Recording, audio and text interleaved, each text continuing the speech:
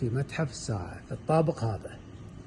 البرج كامل طوله 400 متر تقريبا، من هني إلى أعلى شيء 200 متر، 200 وشوي تقريبا. يعني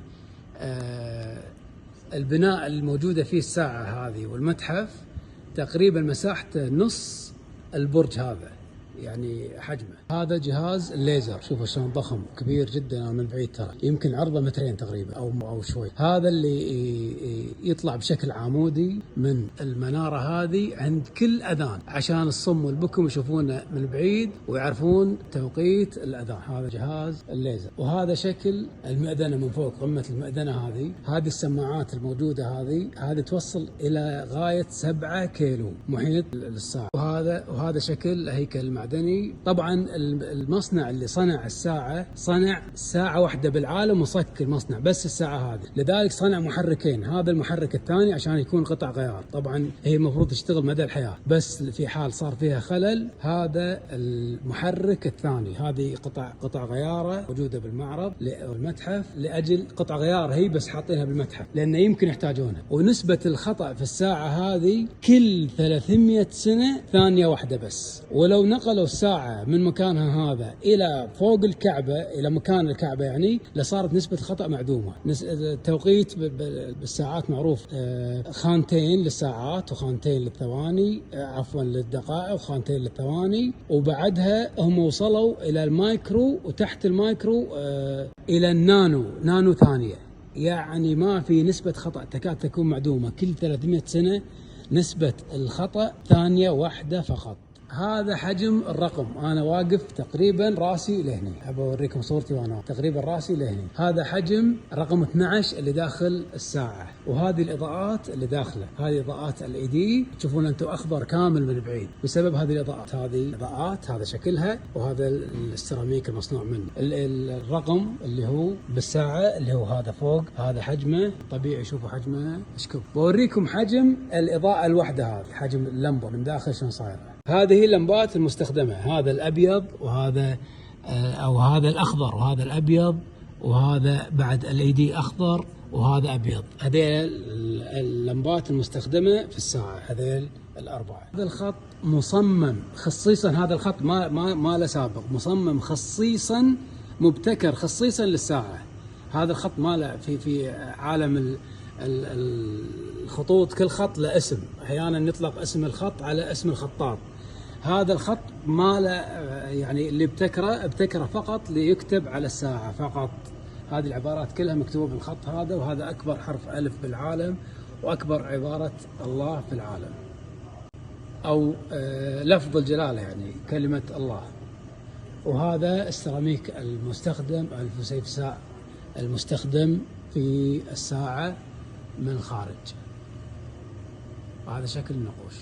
هذه قطع الفسيفساء مصنوعة، اللون الذهبي هذا من الذهب الخالص، ومغطى بالبلاتين، مدعم بالبلاتين. هذه قطع الفسيفساء عددها 97 مليون قطعة. هذا شكل هذه الطبقة الزجاجية، وهذه طبقة الذهب عيار 24 مكتوب عليها، وهذا سائل الزجاج. الانعكاس هذا اللون هو ذهب خالص، 97 مليون قطعة بمساحة ملعبين كرة قدم. قطعة الحين، القطعة هذه اللي قدامنا، هذا اللون الأسود من البلاتين، واللون الذهبي مثل ما قلنا من الذهب الخالص مغطى بالزجاج. وعشان يصير خفيف هذا المجسم كله، خلوه من داخل مصنوع من الكربون فايبر. هذا الجسم مصنوع من الكربون فايبر، مغطى بالفسيفساء. هذا المصنوع يدويا في مصنع خاص، 97 مليون قطعة مثل ما قلنا. هذا اللي قدامي هني، هذا رأس العقرب، عقرب الساعة اللي فوق اللي تشوفون اللي يتحرك. هذا راسه، هذا طرفه، يمكن طوله 3 متر. هذا راسه الطرف. الحين هذا طبعا هم فيه إضاءة. هذا مصنوع من نفس الشيء، كربون فايبر، عشان يصير خفيف. وهذه اللمبات اللي داخل، شوفوها، لمبات LED اللي تشوفونها تنير العقرب من الخارج. شيء صراحة مبهر. هذه مراحل تصميم البرج. هذه أول مرحلة. 107 مراحل مر، كل شوي يعدلون. هذه طبعا أول شيء ما كان في ساعة، بعدين قرر الملك عبد الله أن يحط ساعة. وقفوا تصميم البرج، بعدين لما كانوا واصلين إلى الدور 13 تقريبا، يعني سووا المطاعم والمول كامل. بعدين سووا بلاطة واحدة بمساحة 35,000 متر بارتفاع 4 متر عشان تشيل الحمل الزايد، هذا الحمل الزايد اللي قلنا 200 متر. وفعلا كملوا المشروع ولبوا رغبة الملك عبد الله. وهذا أحد مراحل التصميم. شوفوا الألوان شلون كانت والشكل. وهذه مرحلة أخرى، وهذه ثالثة، وهذه رابعة، وهذه خامسة، وهذه سادسة، وهذه سابعة، وهذه المرحلة الأخيرة والشكل الحالي. واكتشفوا طبعا، درسوا الألوان، شنو اللي أبعد شيء يبين، شنو أقصى مدى، شنو. اكتشفوا أن الأخضر والأبيض هم أكثر ألوان يعني تبين من بعيد. هني مقارنة بين البرج هذا وبرج إيفل. هذا برج إيفل. برج إيفل مساحته وزنه 10,000 طن. هذا على الرغم من حجمه وزنه 12,000 طن. وهذا طبعا برج إيفل يمر الهواء من كل صوب، فما في أي تحديات، ومحطوط على الأرض. هذا مبني، هذا الهيكل الفولاذي مبني من ارتفاع 400 متر. حطوا له بلاطة ثانية. نحن قلنا في بلاطة 32,000 متر تحت، حطوا له بلاطة ثانية مساحتها 2000 متر عشان تشيل البرج الفولاذي هذا. وربطوا البرج هذا المستقل مع البرج اللي تحته برابطات فولاذية. هذه الوحدة فيها، شوفوا حجم الريال عندها. هذه الوحدة وزنها 16 طن، وفي منها 11 عمود، تربط 11 عمود. هذه الوحدة بس اللي تربط البرج الفيرمونت بالساعة اللي فوقه. التحدي في الموضوع انك عشان تبني الاعجاز الهندسي هذا لازم ما يدخل الا واحد يقول لا اله الا الله.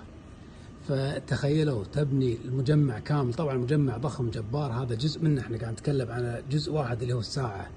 لازم يكون مسلم ويشهد ان لا اله الا الله. عاد تعال يجمع من انحاء العالم ناس عمالة ماهرة فنية تستطيع تحقق او تنفذ الشيء الاعجازي هذا، وشرط ان تكون من امة لا اله الا الله.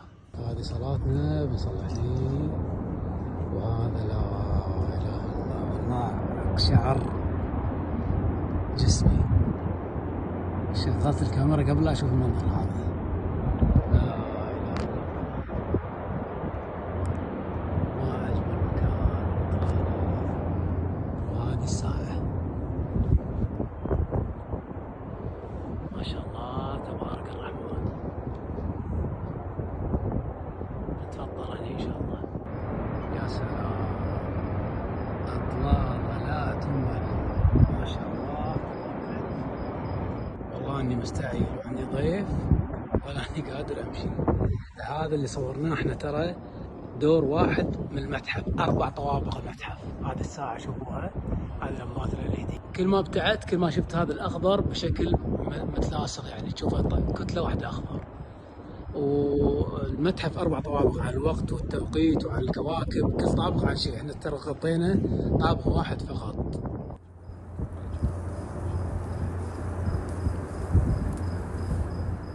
أبو ضرار مع التمرات وأجواء الحرم وإفطارك في أعلى قمة في مكة. أجمل فطور بحياتي، والله أجمل فطور بحياتي. تستاهل. شنو أحلى من هالفطور هذا؟ يا ما شاء الله، يا ما شاء الله. هذه دعوة إبراهيم عليه السلام. الله رزق أهل مكة من وادي غير ذي زرع بإطلالات، أغلى إطلالات تنباع بالعالم. يا ملك الحمد. هذا من دعوة إبراهيم عليه السلام.